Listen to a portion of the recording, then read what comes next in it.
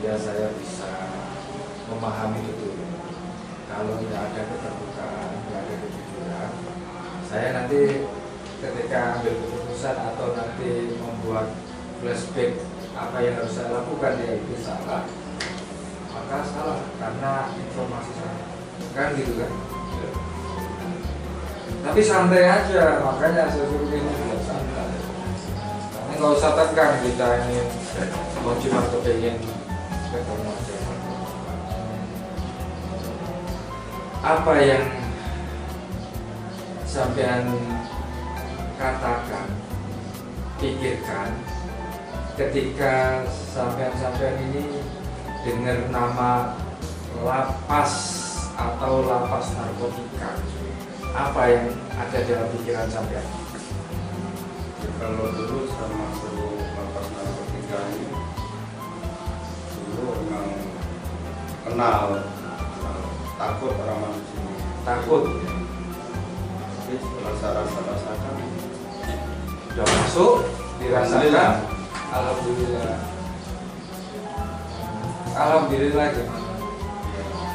udah nggak ada beban lagi, apalagi bisa di sini ngajarin ngaji, taklim. Saya ini udah hampir 8 tahun di sini, udah nggak ada beban. Apa yang ada dalam pikiran sampai ketika dengar lapas atau LP narkotika? Saya ya Hukuman berapa? saya 15 Pak. Oh 15? Iya. Wih, lama lah.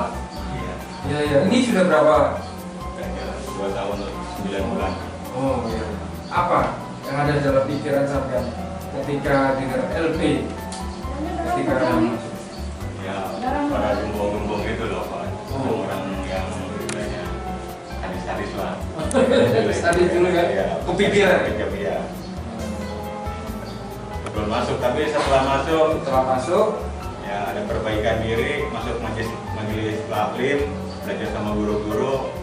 Alhamdulillah ada ketenangan dalam jiwa walaupun batas lingkungan di dalam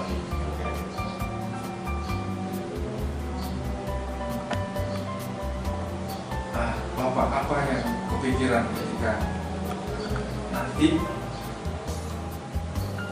kalau sekarang nih Bapak ketika dengan LP apa yang ada dalam pikiran? Ya memang sebelum saya masuk ke sini pun dari luar saya sudah tahu dengan keadaan LP ini, dalam artian informasi dari kawan-kawan yang sudah memang di sini. Ya bisa dibilang tadinya mengerikan Pak, untuk ininya. Apalagi begitu baru limpahan dari hutang ke sini kan, saat itu yang menjabat masih Kalapas sebelum Pak Puncak, saya lupa namanya. Iya, Pensa ya. Nah, memang dari depan itu sudah mengerikan saya lihat suaranya ya kan. Perlakuannya memang saat itu memang yang ini bisa dibilang para PK-PK ini yang berkuasa kan. Ini kan, tapi setelah saya masuk, saya PK itu pemuka. Ya. Ya, oh pemuka. Iya. Soalnya PK itu ada singkatan pembimbing kemasyarakatan yang mendidik mas. Iya. Jadi, pemuka. Iya. Napi-napi Iya, yang sudah iya. lama di sini. Iya. Dia agak ngedon juga tadinya kan, tapi karena saya merasa saya nggak ada dalam artian bermasalah di dalam ini, saya jalanin setahun saya di blok, kemudian saya rasain kayaknya saya mau belajar agama lah, saya mau ke talim. Jadi masuklah saya talim. Setelah saya jalanin setahun, 2 tahun, 3 tahun, dan ini udah hampir 5 tahun. Alhamdulillah dapat Pak kalau ketenangan di talim. Tapi kalau saat saya di blok ya gitu-gitu aja Pak, nggak ada ini kan. Tiap hari yang dipikirin gimana caranya saya bisa makan besok. Ini walaupun memang disediain di sininya, itu aja Pak. Nggak sengeri yang saya pikirkan sebelumnya. Jadi kalau sekarang dengar LP narkotika itu biasa aja. Ya setelah saya cari ya kalau bisa jangan nyicip lagi. Jangan masuk lagi. Iya. Dengan LP jangan masuk lagi. Jangan masuk lagi. Cukup sekarang. Ya, aja. cukup sekali aja Pak. Cukup Pertama dan terakhir. Apa Pak yang ada dalam pikiran ketika dengar LP? Kalau dulu seperti barangkali ya. Nah kalau sekarang apa yang terpikirkan? Kalau sekarang ya setelah saya jalani ternyata sama aja, semua kembali ke diri kita sendiri Pak. Kalau memang kita mau ada perbaikan untuk bisa lebih baik, ya dimanapun kita berada, ya hasilnya akan sama. Kalau ada niat baik kita juga harus bisa baik. Apalagi kalau di sini ada wadah khusus ya Pak di sini yang memang untuk membina warga binaan yang memang dari dalam hatinya dia untuk berubah ya. Berubah baik. Berubah baik. Itu aja sih yang saya rasakan. Kalau dulu mah sama seperti mereka takut campur senang juga Pak. Senangnya apa? Senangnya karena gambarannya yang ada di benak saya ketika masuk ke lapas narkotik di sini sarangnya gembong lah. Jadi ada kemungkinan bisa kena banyak gembong-gembong, senangnya gitu Pak. Takut nggak bisa adaptasi gitu Pak. Karena keterbatasan yang ada pada diri saya gitu. Tapi setelah jalanin ya ternyata sama aja Pak. Sama aja, bisa beradaptasi. Iya, yang baik di Kalianda sebelum bisa ke sini dan di sini ya sama aja. Sama aja, bisa beradaptasi ya. Iya. Yang penting bisa beradaptasi. Iya. Kan ada dari suku Jawa, ada suku Batak, ada suku Lampung, ada suku Aceh, ada suku Jawa, macam-macam. Bagaimana sampai beradaptasi? Ya harusnya sama aja kalau seperti di masyarakat. Kalau seperti biasa Ya, aja, masyarakat ya. tidak ada beda. Tidak ada beda. Padahal kan ada bandar, ada pengedar, ada pemakai, itu gimana? Ya kalau di luar kita juga tidak, karena di luar karena berinteraksi sama bandar juga, berinteraksi sama masyarakat juga. Oh iya. Jadi ya hanya lokasinya aja yang beda. Lokasinya aja yang Iya. berbeda. Kurang lebih orangnya ya sama lah Pak. aja ya. Sama aja. Tergantung kita ya. Tergantung kita. Nah, sampai Pak, apa yang ada dalam pikiran ketika dengan LP narkotika? Karena saya hukuman 5 tahun dipindahin ke lapas ini, ya ternyata nggak seburuk yang saya pikirin. Masuk dalam mungkin yang dulunya mungkin emang iya kan, tapi mungkin ada perubahan sekarang. Ya biasa aja, gitu. Nggak terlalu kayak yang orang ceritain. Ya pada akhirnya alhamdulillah saya banyak bersyukur dan ibadah, jadi merasa tenang kan. Merasa tenang. Ya. Jadi ketika sekarang dengar LP narkotika, apa yang ada dalam pikiran? Ya biasa aja gitu. Oh biasa aja. Iya. Biasa ya. Sudah menyatu ya. Ya tapi kalau pulang kamu sih. Kalau dengar kata narkoba, apa yang ada dalam pikiran sampean? Kalau untuk saat ini Ada barang, narkoba. Ya Pak, sabu. Nah, apa yang ada dalam pikiran? kalau untuk saat ini Pak, saya udah nggak mau lagi, udah cuek aja nggak ini. Bahkan untuk saat ini aja orang bawanya ngeliat pakai di depan aja udah nggak ini. Karena saya berpikirnya inilah yang membuat saya masuk penjara. Kenapa harus saya dekatin lagi? Jadi kalau saya dekatin lagi alangkah bodohnya saya. Gantung kita emang kalau di sini kan majelis ada tempat khususnya kita mau berubah ya. Kalau kita benar-benar jadi baik, kalau nggak mau berubah ya selamanya kita akan keluar masuk lagi. Apa Mas yang terpikir? Ada sabu. Apa yang ada dalam pikiran? Kalau dulu pikirannya ada suatu ketenangan dalam jiwa.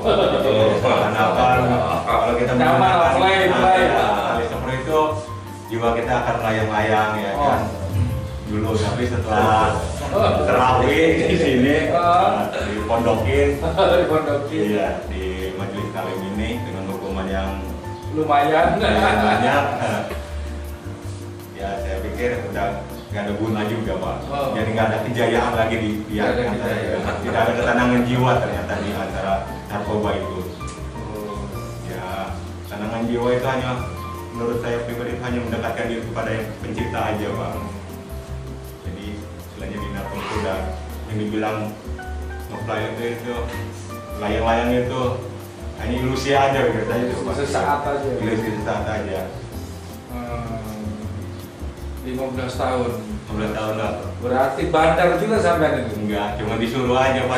Dia terus mau bandar. Terus ngambilin punya orang. Bandar besar tuh. 15 tahun. Hasilnya kemana aja? Duitnya kemana aja? Enggak juga Pak. Baru ini aja Pak. Disuruh nanti lupain nih. Lupain. Iya Terus duitnya kemana aja? Ya enggak ada uang ya. Habis-habis gitu aja. Awalnya kan dikasih pakai gitu. Ini ambilin punya gua nanti gua kasih pakai nih gua kasih duit juga ya udah saya ambilin.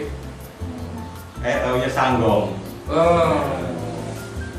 Dari kejaksaan itu kan nggak ngeliat siapa ini punya siapa ini, taunya kan kamu yang ngambil ya punya kamu gitu ya. Iya. Udah saya kasih tahu ini bukan punya saya Pak. Nah, ada pun orangnya di sana. Ini nggak peduli yang dibikin hanya yang ada di tangan kamu ya itu punya kamu. Karena dapat saya 15 tahun ini. Dengan uang yang nggak seberapa itu. Apes. Tapi ada hikmahnya juga Pak. Ada hikmahnya ya. Iya, lebih. Padahal dulu kerja apa sampai itu? Saya di Pelabuhan Tanjung Priok Pak, bagian ngurusin ekspor. Oh, bagian ekspor. Iya. Loh, Tanjung Priok kenapa kok ditangkapnya di sini? Karena orang yang dari Medan itu Pak bawa. Oh. Iya, orang yang dari Medan bawa. Nah, yang punya barang minta tolong ke saya dengan alasan nanti kamu saya kasih pakaian, nanti nih ada uang buat kamu, nah gitu. Kalau ngambilin barang saya, nah gitu. Ya udah, saya pikir ngambil aja kan, saya kasih ke dia gitu. Ternyata dia udah ditangkap duluan, nah akhirnya saya ketangkep. Dan saya tahu sama polisinya bahwasanya bukan punya saya, punya bapak itu, berarti udah gak ada lagi, udah tahu bahwasanya. Hancurlah kerjaan hilang kerja Pak, 15 tahun saya kerja tanpa pesangon Pak. Oh, 15 tahun kerja ya? Iya. Perusahaan Jepang. Perusahaan Jepang. Mudah-mudahan setelah ini bisa. Amin. Dari kerja apa saja lah ya. Iya, insyaallah. Apa yang ada dulu apa sabu-sabu apa ini kata apa? Sabu-sabu. Oh, sabu-sabu. Nah, apa yang sekarang kalau sabu? Kalau dengar itu ya dibayangnya pasti kesusahan. Kesusahan. Karena ya memang sebelum kesini, sebelum ketangkep bisa dibilang ya sudah lama saya ngejalanin itu, dan kalau saya pelajarin kehidupan saya sebelum dan setelah kenal ya banyak susahnya akhirnya apa bikin dia. Makanya sugesti demi sugesti. Berapa lama Bapak berkecimpung sama narkoba? 92 sampai ketangkap itu. Berarti dapat modal banyak. Makanya saya berkecimpung dalam artian memakai. Oh, make. Konsumsi aja. Duitnya dari mana konsumsi? Kerja apa? Kadang ngambilin kawan, ambil sedikit. Oh, keluarga gitu. Ya itu yang kebayang kesusahan itu karena keluarga tadi Pak. Kasihan mereka sama kayak saya ini udah punya keluarga. Saya tinggalin anak-anak saya waktu itu masih kecil. Terus kita nggak bisa kunjungan selama 2 tahun. 2 tahun ya. Tiba-tiba mereka kan? kunjungan. Saya lihat anak saya bukan. Udah gede-gede soalnya. Dan saya tinggal masih kecil SD. Sekarang udah SMP sudah SMA. Oh, ada yang SMP udah ada yang Iya. Makanya saya tuh belum punya tujuan ini siapa? ya kebayangnya kesusahan lah saat ini Pak kalau dengar itu. Tapi istri gimana istri? Istri insya Allah Masih support ya? Masih setia sampai saat ini. Iya sampai mati. Alhamdulillah. Gimana kalau seandainya dengar sabu-sabu apa ini atau ganja atau apa? Ganja, sabu juga. Wah, lengkap. Nah, sekarang gimana? Saat ini masalah juga. Ini ada barang nih. Apa nih? Sabu. Gimana? Masalah dulu. Oh, salah. Sudah cukup ya. Kenapa kok? Ya. merasa cukup. Ya, apa yang saya jalani selama ini di lapas narkotik itulah yang membuat saya kenapa ini saya katakan cukup. Ganja, sabu, inek ya, semuanya Pak. Minuman keras, masa lalu saya. Masa lalu. Ya. Dulu beli narkoba duit dari mana? Kerja Pak. Oh, kerja. Sebelum kerja belum tersentuh itu ya narkoba. Oh dari SMP Pak. Oh, dari SMP memang. Iya. Dari SMP. Makanya Makanya belajar nakal, gitu, minum, ganja. Itu dari orang tua. Jadi orang tua. Terus kerja, Kerja. nah, uang sendiri, Ya. uang orang tua juga. Ya. Nah, Mas, sampean apa Mas? Kalau nih ada narkoba mau nggak nih? Nih atau tolong jualkan, nanti saya kasih berlipat-lipat. Saat ini ya Pak. Ya. Ya. Atau nanti. Sekarang di penjara nggak bisa kan? Sekarang dan seterusnya insya Allah nggak mau. Kenapa gitu? Ya karena yang saya rasain nggak ada untungnya, malah nyakitin diri sendiri Pak. Buat susah diri sendiri, jauh dari keluarga, masa depan kita remang-remang kan Pak. Yang tadi kita ada cita-cita yang pada akhirnya malah direnggut dalam penjara gara-gara narkoba itu. Nah, sekarang kalau saya tanya apa yang ada dalam pikiran saya ketika hari ini mendengar azan? Pengen bisa, ya pengen selalu Gitu. iya. Tapi kenapa kalau dengar azan? Kenapa? Dulu kan nggak pernah kau dengar azan, tak? Iya. Kalau dulu Pak, ya bodo amat. Masa bodoh. Ya saya karena belum kenal. Ya Pak, kenal gitu aja Pak. Sebenarnya. Tapi alhamdulillah setelah di penjara, ya, jelas ini mungkin anugerah ya Pak ya. Ini anugerah. Ya ada kesempatan untuk lebih dekat. Salah satunya ketika dengan azan, ya terasa ada beban kalau kita nggak segera menunaikan. Apa, Pak? Ya, ini kewajiban Pak. Dulu memang ya cuek aja, bahkan rumah itu rumah paling masjid udah 3 rumah, jarak dari rumah 3 rumah. Ya karena belum tahu juga sih Pak ininya. Wah, ninggalin satu sholat ya termasuk dosa besar, itu belum paham begitu Pak. Dulu nggak tahu yang namanya jenggot. Ya, Nah, sekarang pelihara jenggot. ya karena sunnah. Oh, karena sunnah. Terus apalagi tidak malu misalnya narkoba kok bawa pelihara jenggot. Nah, gimana itu? Kalau dengar dua pepatah ngomong, kalau dengarkan bibit berkicau nggak jadi pertanian. Amis dimakan bibit Nah, lagi.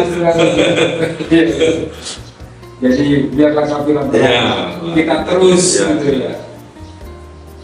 Kalau dengar azan, apa yang ada dalam pikiran? Bersegera masjid komat atau sebelum imam bukan takbir yang pertama, ya, saya harus sudah ada di masjid itu.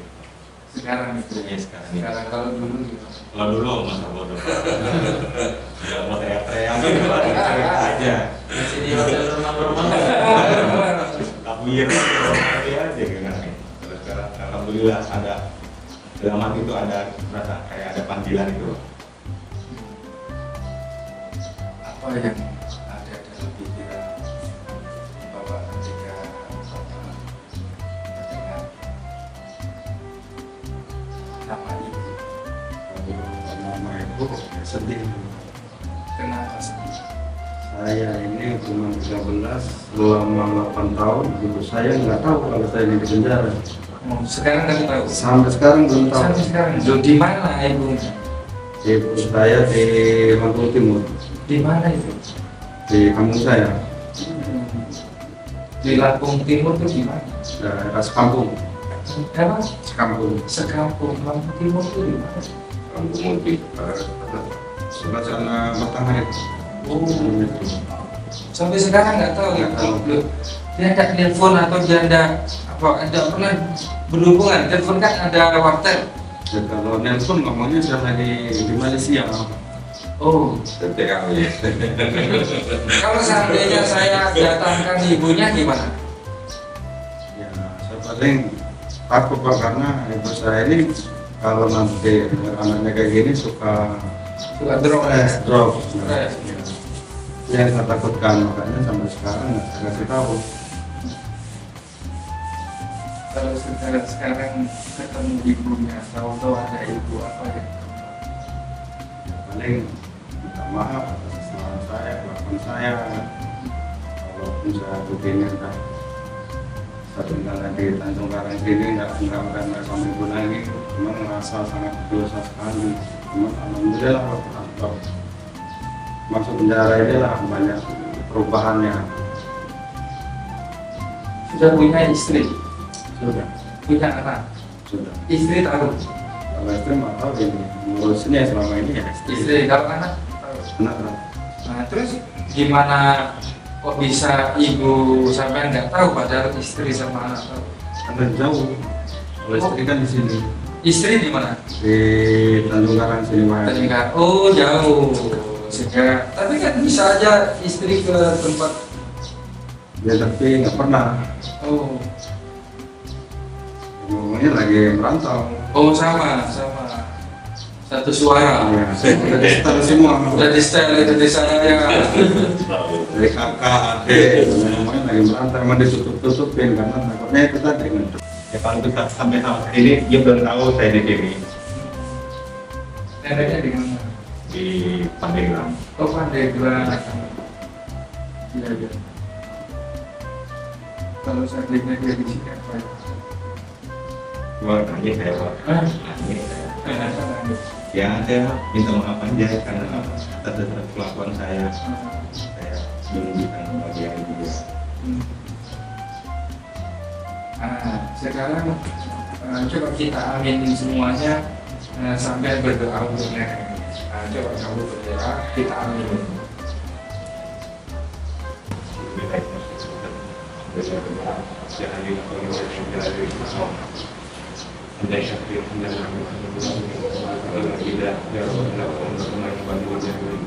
Allahumma salli ala sayyidina Muhammad wa ala ali sayyidina Muhammad. Allahumma a'inna ala dzikrika wa syukrika wa husni ibadatika wa lana taqabbal minna innaka antas samiul alim wa alaina innaka antat tawwabur rahim. Ya Allah ya Rahman ya Rahim, Engkaulah pemilik alam semesta ini ya Allah. Engkaulah yang menghidupkan, Engkaulah yang mematikan ya Allah. Jagalah hamba-Mu dan keluarga hamba-Mu ini ya Allah. Ya Allah ya Rahman ya Rahim, jagalah keluarga kami ya Allah. Jagalah anak istri kami ya Allah, jagalah ibu bapak kami ya Allah. Jauhkanlah mereka dari ajamu ya Allah, berikanlah mereka hidayah ya Allah. Ya Allah ya Rahman ya Rahim, tiada daya dan upaya selain memohon meminta pertolongan-Mu, mengharapkan ridho-Mu ya Allah ya Rahman ya Rahim. Hanya kepada Engkau-lah hamba memohon, hanya kepada Engkau-lah hamba meminta ya Allah. Luaskanlah urusan hamba ya Allah, mudahkanlah urusan kami ya Allah ya Rahman ya Rahim. Hanya kepada Engkau-lah hamba memohon ya Allah. Ampunkanlah dosa orang tua kami ya Allah, ampunkanlah dosa saudara kami ya Allah. Angkatlah sakit orang tua kami ya Allah. Rabbana atina fid dunya hasanah wa fil akhirati hasanah wa qina adzabannar. Sallallahu alaihi wa sallam Muhammadin nabiyyi ummihi wa alihi wasallam. Alhamdulillahi rabbil alamin. Subhana rabbika rabbil izzati amma yasifun wa salamun alal mursalin. Apa kira-kira mah terbesar ketika sampai sudah berada di LP? Hikmah apa? Tahu agama Pak. Ya? Tahu agama. Tahu Itu yang saya makanya saya dibilang ya separuh bersyukur juga Pak. Udah masuk penjara ini. Mungkin kalau saya besok aja itu kayak adik saya datang. Alhamdulillah Bang ya. Masuk penjara kata dia. Pak, ya saya kaget kan. Ya kamu bisa berakhir ditembak petugas sebenarnya. Bisa berakhir overdosis sebenarnya. Karena nggak berhenti Pak dari 92 kan. Banyak. Apalagi sekarang ketemu katanya agak bersih katanya. Banyak yang menjaga. karena mutu Saya bilang sudah enggak apa cepat pulang. Hikmahnya itu Pak, paling terbesar saya awal agama itu Pak. Jadi luar tahu sholat, puasa, zakat dia tahu, cuma nggak sedetil Ngaji. iya fadilah-fadilahnya kita nggak tahu. Apa hikmah yang terbesar yang sebenarnya apa yang terbesar? Hikmah yang terbesar yang pertama, saya semakin dekat sama Allah Pak. Yang kedua, sebagian doa saya dikabulkan. Bapak kemarin ngasih hadiah umroh itu sebagian dari cita-cita doa saya Pak. Mungkin Allah jawabnya di sini. Tempatnya aja yang berbeda, mungkin Allah sayang sama saya. Ada kesempatan untuk bisa lebih dalam, ada kesempatan karena mungkin kalau saya tidak di penjara, saya tidak bisa seperti ini, saya tidak bisa tinggalkan narkoba sehingga dunia dan yang sama sebenarnya mungkin saya tahu akhir hidup saya seperti apa tembak, apa overdosis, atau ya makin jauh dari yang menciptakan diri saya, yang memberikan nikmat terbesar. Ada kesempatan untuk bisa lebih baik. Apa mas hikmah yang terbesar itu? Ya, jadi lebih bisa memperbaiki diri, lebih sabar, lebih sabar dan Bagaimana dengan hancurnya karir dan kerja? Setelah dibangun 15 tahun. saya pikir itu udah Itu lebih besar kan? Setelah itu lebih besar. Jadi apa hikmah yang lebih besar? saya meyakini bahwasanya udah ada ketetapan Pak. Dari Masya Allah. Allah. Dari Allah udah. Jadi, lebih bisa memperbaiki diri aja. Lebih bisa bertakwa kepada Allah, lebih bisa mendekatkan diri. Hikmah apa yang terbesar?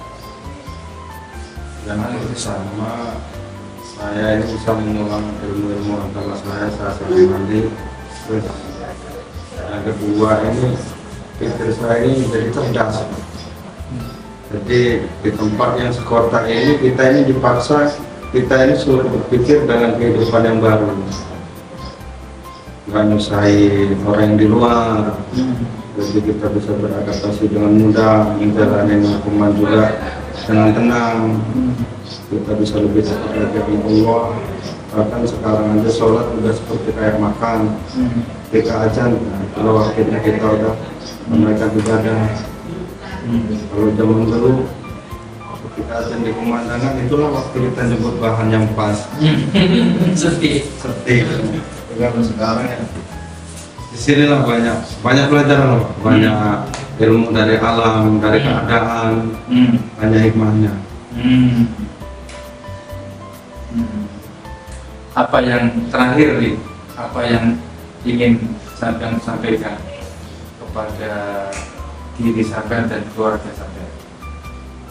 Kalau untuk saat ini yang ingin sampaikan ya saya ingin berubah untuk kedepannya, saya ingin lebih baik lagi, tidak ingin mengulangi masuk lubang yang sama.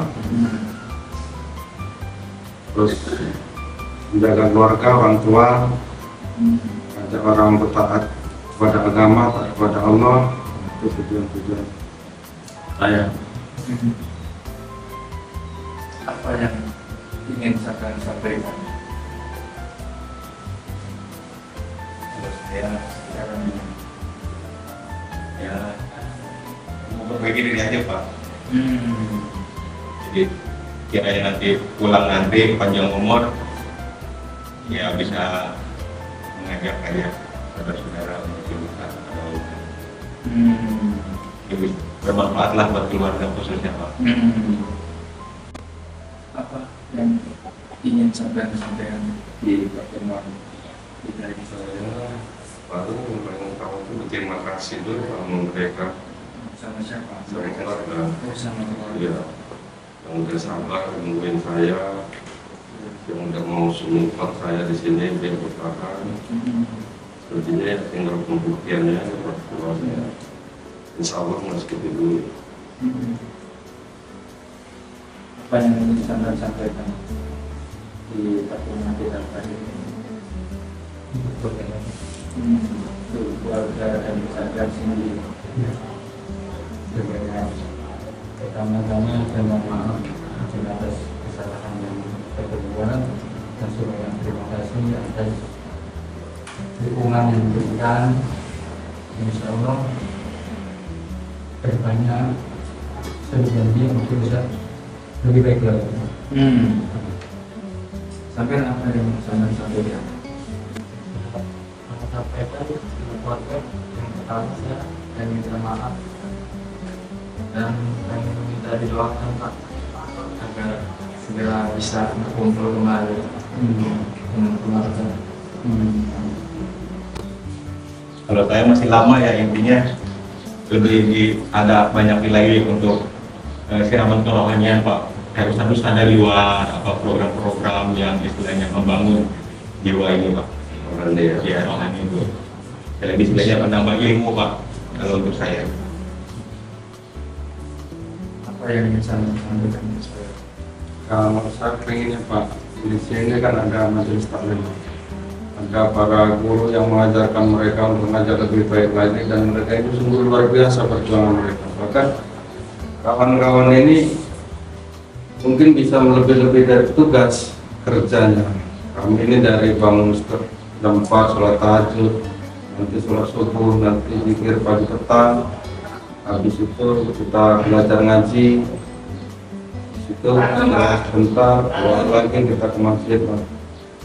Dan situ banyak dari perangi guru. Jadi saya ini minta mohon agar mereka ini diberi remisi lebih lah, biar mereka cepat pulang, mereka yang udah berubah.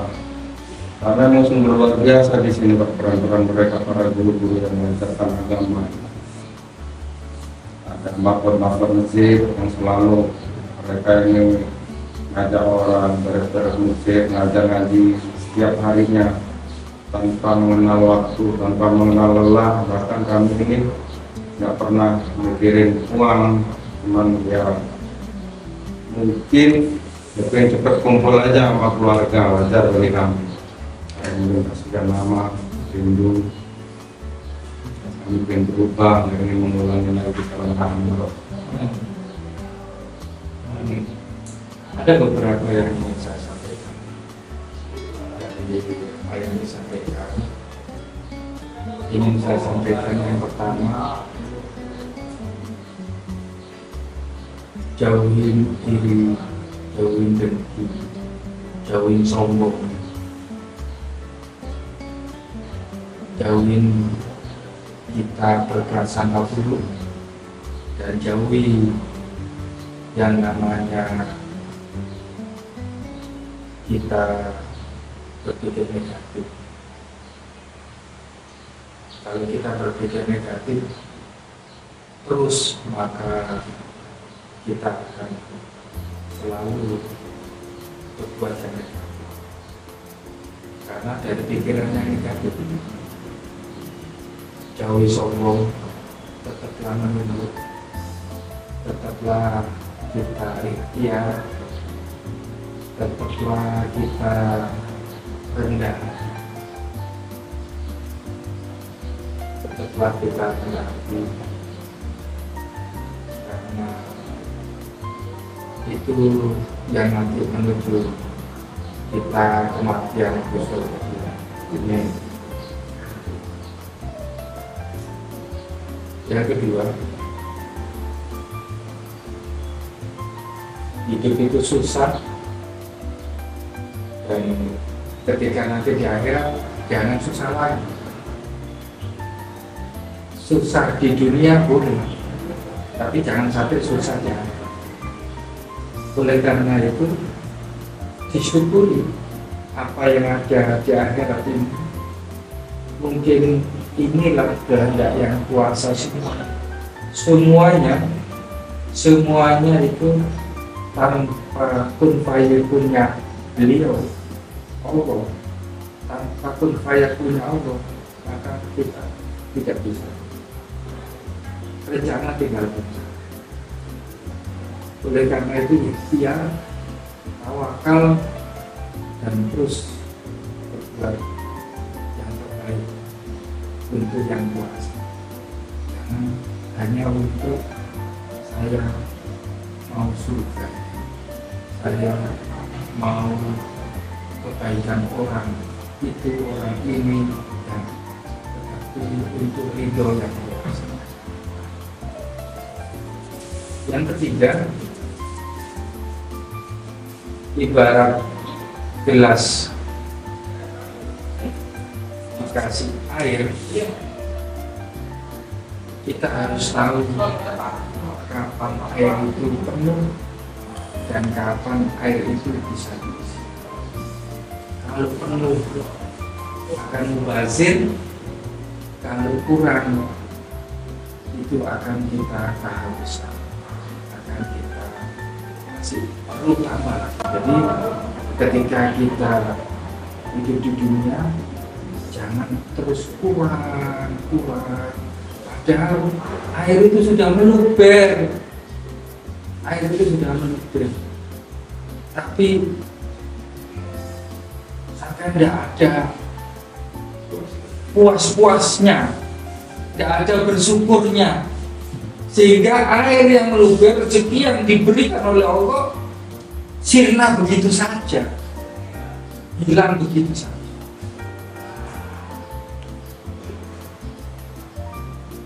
Yang keempat, saya berharap hidup itu yang terbaik adalah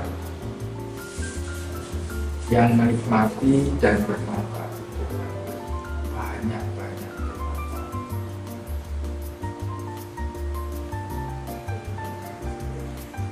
Nurun cahaya, nurnya cahaya matahari, cahayanya matahari yang bisa menyinari, bisa memberikan terang untuk kita dan memberikan manfaat yang luar biasa sehingga kita bisa hidup berkehidupan. Bagaimana kalau nggak ada matahari? Kita tidak bisa.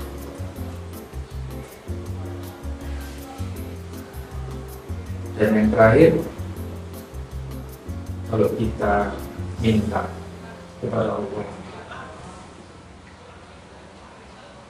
5.000 rupiah, tetapi diberi Allah hanya 3.000 rupiah, maka itu harus kita syukuri dan harus kita nikmati 3.000 rupiah itu sehingga berkecukupan, karena sebenarnya Allah sudah membagi rezeki itu agar kita berkecukupan. Setelah kita perhatikan 3.000 cukup, kenapa harus 5.000? Nah, ketika kita minta 3.000 karena 3.000 kecukupan, kita minta 3.000 dikasih Allah 10.000, maka bersyukurlah dan berpikirlah lebih jernih untuk memanfaatkan 7.000-nya. Jangan dihambur-hamburkan, sia-siakan. Itu rezeki pasti ada berkah dan ridho.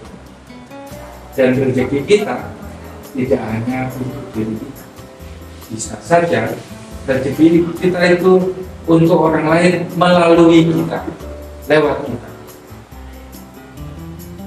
Ya, jadi marilah kita selalu bersyukur, berterima kasih. Doa kita sebenarnya mungkin terkabul doa kita karena Allah pasti mengabulkan.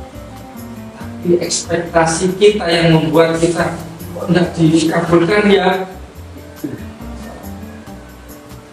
Coba kita kadang turunkan ekspektasinya, turunkan keinginan kita, harapan kita.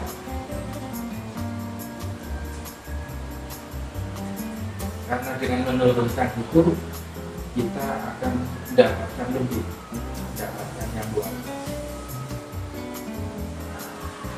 Itu yang dapat saya sampaikan hari ini. Terima kasih. Mudah-mudahan niat Bapak-Bapak bebas ini segera diproses sesuai dengan waktunya, dan mudah-mudahan yang terbaik yang didapat. Itu saja yang saya sampaikan. Atau ada yang mau disampaikan? Cukup? Kalau cukup, terima kasih. Mau dulu. Assalamualaikum warahmatullahi wabarakatuh. Terima kasih ya.